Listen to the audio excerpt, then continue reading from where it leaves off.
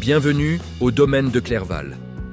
Un sanctuaire de richesse où chaque pierre raconte une histoire de pouvoir, de prestige et de tradition séculaire bien gardée.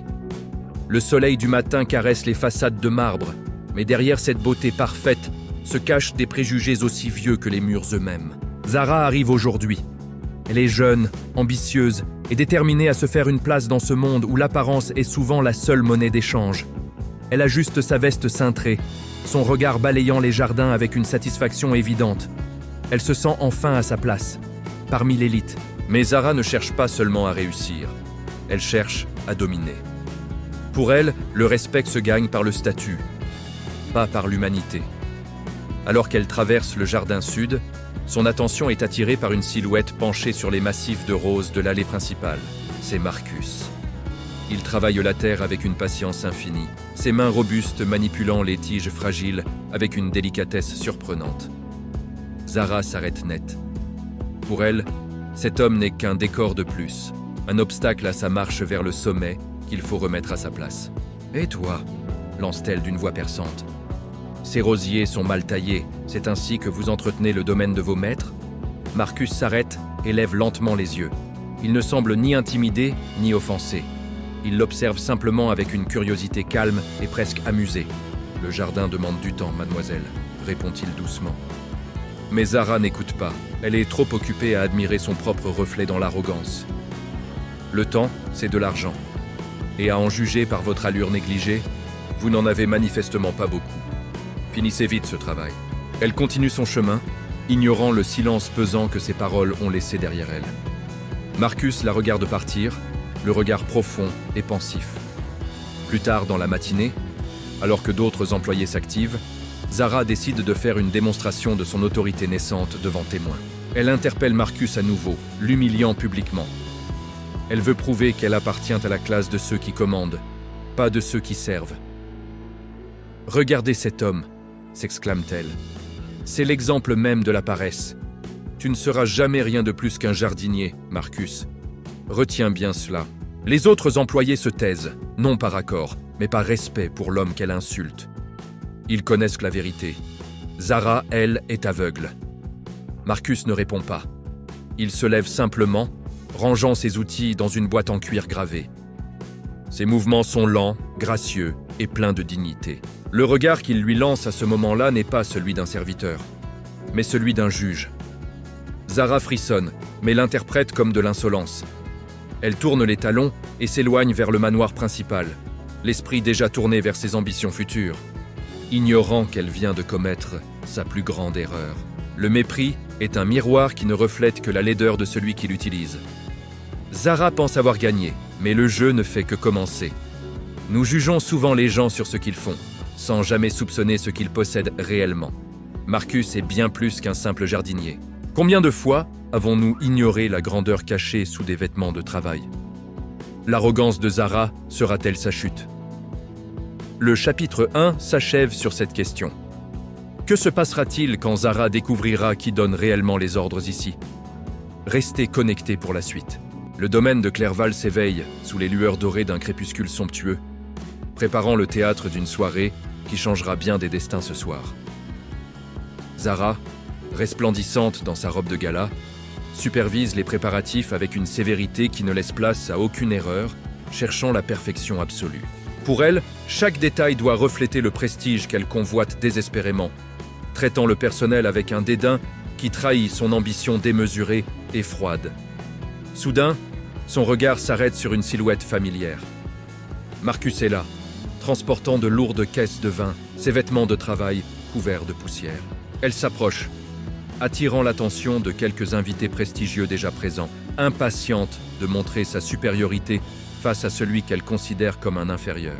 « Encore toi ? Je t'avais pourtant dit de ne pas gâcher le décor de cette soirée d'élite avec ta présence misérable, » lance-t-elle d'une voix cinglante. Marcus dépose lentement sa caisse. Il l'écoute en silence, ses yeux sombres, observant Zara sans la moindre trace de colère, mais avec un calme troublant. Un sourire énigmatique finit par étirer ses lèvres. Ce silence exaspère Zara, qui s'offusque de ne pas voir de crainte dans le regard de cet ouvrier. « Tu es une tâche sur ce domaine, Marcus. Va-t'en avant que je ne demande à ce qu'on t'expulse définitivement de cette propriété, ajoute-t-elle avec arrogance. La réception commence enfin. Le grand salon du domaine brille de mille feux, accueillant la haute société dans une atmosphère de luxe et de mystère. Le maître de cérémonie monte sur le podium. Un silence respectueux s'installe, tandis que Zara se place au premier rang, s'imaginant déjà reine de la soirée. « Mesdames et messieurs, veuillez accueillir le propriétaire du domaine de Clerval et notre hôte pour ce soir. Monsieur Marcus Clerval, annonce l'homme. Les grandes portes s'ouvrent. Un homme entre d'un pas assuré, portant un costume sur mesure d'une élégance rare qui souligne sa noblesse naturelle et sa force. C'est Marcus. Zara se fige, son verre de champagne tremblant dans sa main. Le choc est si violent qu'elle semble oublier comment respirer. Il s'avance vers le podium sous les applaudissements nourris. Chaque pas semble résonner comme un jugement dans l'esprit tourmenté de la jeune femme pétrifiée. Marcus s'arrête brusquement devant Zara. Le silence qui s'installe entre eux est assourdissant, lourd de toutes les insultes qu'elle a proférées plus tôt. Leurs regards se croisent. Celui de Zara est empli d'une honte dévorante, tandis que celui de Marcus reste d'une sérénité implacable et pleine d'autorité. Il ne prononce pas un mot, mais son silence brise l'arrogance de Zara plus sûrement que n'importe quelle réprimande. Le pouvoir n'a pas besoin de crier. Le véritable pouvoir ne s'affiche pas, il se possède en silence. Zara vient d'apprendre que l'habit ne fait pas le maître, mais le démasque parfois. Quelles seront les conséquences pour Zara après avoir insulté son propre patron? Découvrez-le dans le prochain chapitre de notre saga. À suivre, le temps semble se figer au domaine de Clerval. Le silence qui s'abat sur la salle de bal est plus lourd que n'importe quel reproche. Sur le podium, Marcus ne ressemble plus à l'homme que Zara méprisait. Son smoking est impeccable. Sa posture est celle d'un roi parmi les siens. Les murmures des invités parcourent la salle comme un courant électrique. Chacun sent que l'ordre établi vient de voler en éclats devant leurs yeux. La main de Zara tremble. Le verre de champagne qu'elle tenait fermement glisse de ses doigts. Une chute qui semble durer une éternité. Le cristal se brise contre le marbre avec un fracas sec. C'est le son d'une vie de privilège qui s'effondre en un instant. Marcus quitte le podium. Ses pas sur le marbre résonnent avec une autorité calme. La foule s'écarte instinctivement, créant un chemin de jugement. Chaque pas le rapproche de Zara. Elle reste pétrifiée, sa robe de gala froissée, contrastant avec la perfection glaciale de celui qu'elle ignorait. Il s'arrête juste devant elle. L'air entre eux est chargé d'une tension insupportable. Zara tente de parler, mais ses lèvres ne font que trembler. Le silence de Marcus est plus accablant que n'importe quelle insulte. Il la regarde non pas avec colère, mais avec une froide indifférence. Lentement, Marcus sort un objet de sa poche. C'est un gant de jardinage sale et usé. Le symbole même de l'arrogance passée de Zara. Il lui tend le gant.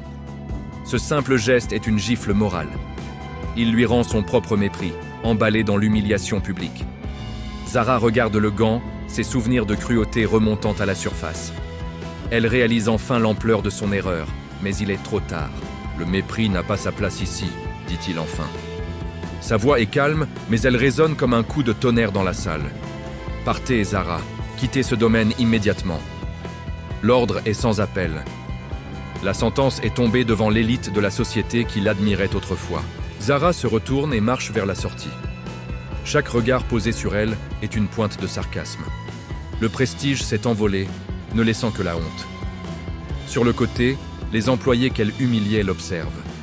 Leurs sourires ne sont pas de la haine, mais la satisfaction de voir la justice enfin rendue. Elle franchit le seuil du domaine de Clerval. Dehors, la nuit est fraîche, loin de la chaleur et du luxe qu'elle pensait posséder pour toujours. Marcus retourne sur le podium. La soirée doit continuer. Il reprend le contrôle avec une grâce absolue, comme s'il n'avait jamais été qu'un serviteur. Mais alors que la musique reprend, son regard se perd par la fenêtre. La victoire a un goût amer quand elle se construit sur une trahison. Le poids de l'héritage est maintenant sur ses épaules. Il est le maître du domaine. Mais la solitude de l'autorité commence déjà à l'envahir. La chute de Zara n'est pas seulement une fin, c'est une leçon. Le respect est la seule monnaie qui garde sa valeur quand tout le reste disparaît. Que feriez-vous à la place de Marcus? Auriez-vous montré de la pitié ou auriez-vous agi avec la même fermeté? Le pouvoir révèle notre véritable nature. Restez avec nous pour découvrir si une rédemption est possible pour Zara. Le prochain chapitre de Clerval pourrait bien vous surprendre encore davantage. L'aube se lève doucement sur le domaine de Clerval, baignant les vastes jardins d'une lumière matinale purificatrice et pleine d'espoir. Marcus, autrefois simple jardinier dans l'ombre, se tient désormais sur la terrasse, observant les terres dont il est maintenant le bâtisseur. Son regard est tourné vers l'horizon, non avec orgueil, mais avec la détermination d'un leader visionnaire prêt à créer un futur plus humain. Pendant ce temps, loin de l'éclat de Clerval, Zara découvre la réalité d'une vie dépouillée de ses anciens artifices et de son luxe. Elle travaille dur chaque jour, ses mains autrefois soignées, s'habituant désormais à l'effort quotidien dans cet environnement urbain et sans fioritures. Le soir venu, elle contemple une vieille photo du domaine. Son regard n'est plus teinté d'envie, mais d'une profonde et sincère introspection. Poussée par un besoin de vérité, elle se retrouve devant les grandes grilles de Clerval, là où son histoire a pris un tournant. Elle croise Marcus au détour d'un chemin de rose. Le silence s'installe, chargé de souvenirs et d'une dignité nouvelle entre ces deux âmes. Zara ne demande rien, si ce n'est le pardon pour son arrogance passée. Marcus l'écoute, évaluant la sincérité du changement qui l'habite. Touché par son humilité, Marcus lui propose de revenir. Non pour diriger, mais pour travailler la terre, là où tout a commencé. Zara accepte avec une gratitude immense. Ses mains touchent le sol avec un respect profond, scellant son engagement envers cette nouvelle vie. Désormais, il travaille côte à côte dans les rosiers, effaçant les anciennes barrières sociales pour ne laisser place qu'à la vérité du travail. Le prestige de Clerval ne réside plus dans l'apparence, mais dans cette harmonie retrouvée entre ceux qui chérissent et protègent sa beauté. La véritable grandeur n'est pas de ne jamais tomber, mais d'avoir la force d'offrir et de saisir une seconde chance pour se reconstruire. Bienvenue au domaine de Clerval pour ce chapitre final. Le soleil se lève sur une ère de paix et de renouveau pour cette terre historique. Au loin, dans les jardins du sud, deux silhouettes travaillent de concert. L'animosité d'autrefois semble s'être évaporée dans la brise matinale. Zara, autrefois si hautaine, trouve désormais sa force dans la simplicité. Ses mains sont marquées par la terre fertile qu'elle chérit maintenant. À ses côtés, Marcus veille sur le domaine avec une noblesse tranquille. Il n'est plus seulement un chef, mais un protecteur de cet héritage. Leurs mains se croisent alors qu'ils travaillent au même sol. C'est ici, dans le labeur partagé, que le véritable dialogue commence. Zara s'arrête un instant et lève les yeux vers Marcus. Son regard a changé. Il ne contient plus de défi, mais une profonde gratitude. Elle le remercie non pas pour le salaire ou le toit, mais pour la leçon de dignité qu'il lui a apprise au fil des jours. Marcus répond par un hochement de tête solennel. Entre eux, le respect est devenu la seule loi, balayant les erreurs du passé. La transmission du savoir est au cœur de cette réconciliation. Marcus montre à Zara comment prendre soin d'un rosier rare et fragile. À travers ces gestes simples, c'est toute une philosophie de vie qui est transmise. La patience, l'attention et l'amour du travail bien fait. Les autres employés du domaine les observent de loin. On sent que l'harmonie retrouvée entre les deux leaders irradie sur tout Clerval. Le domaine est redevenu une famille soudée, où chaque membre trouve sa place et sa valeur, loin des préjugés d'antan. Le nouveau Clerval s'éveille. Le luxe est toujours présent dans l'architecture, mais il est désormais magnifié par une humanité profonde. Alors que l'après-midi décline, Marcus et Zara marchent côte à côte vers le manoir principal, discutant des projets futurs du domaine. Le ciel se pare de teintes orangées et violettes, comme pour célébrer cette rédemption tant attendue. La force du pardon a transformé ce domaine en un havre de paix. C'est l'héritage de la sagesse que nous laisserons derrière nous. Chaque épreuve nous enseigne que l'humilité est la clé de la grandeur. Zara et Marcus en sont la preuve vivante aujourd'hui. L'histoire de Clerval nous rappelle que rien n'est jamais perdu tant qu'il reste de la place pour la compréhension mutuelle. L'histoire ne s'arrête jamais vraiment. Pour ne rater aucune de nos prochaines sagas et nous soutenir, abonnez-vous dès maintenant.